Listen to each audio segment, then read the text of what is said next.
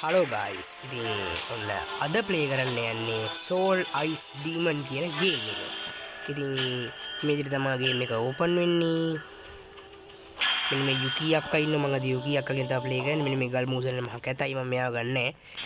මේ වගේ මේ පැත්තෙන් ජෝකර් අපි මේ වෙලා තියෙන මට පේනවා. අපි එන යා වීඩියෝ එකට අපිට තෑගි 20ක් තමයි හොයන්න තියෙන්නේ යාළුවනේ. දැන් පේන මෙතන gift 20ක් කියලා දාලා තිබ්බා. එන්න ඉතින් තමයි ගේම් එක ඕපන් වුනේ. මෙතන ඉඳන් පටන් ගන්න යක්.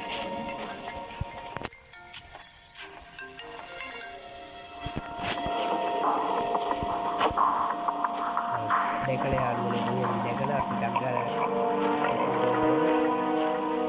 මේ දොරවල් ලස්සෙන් යාළුවනේ මෙයාට ඉන්න බෑ.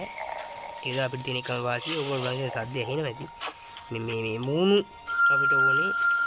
මේ මූණු වලින් යාළුවනේ ඒගොල්ලෝ කොහෙද යකා නෙමෙයි කවුද?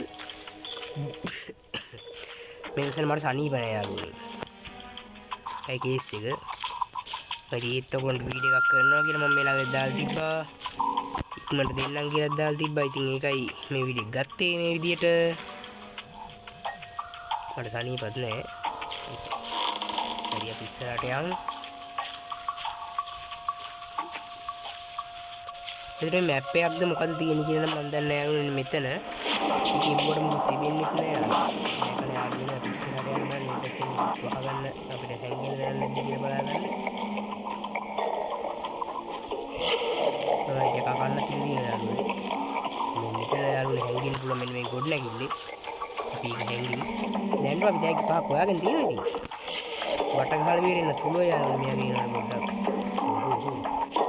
පොඩ්ඩක් යාළුවනේ මේ ගේම් එක පුරා නැගිලා. I guess.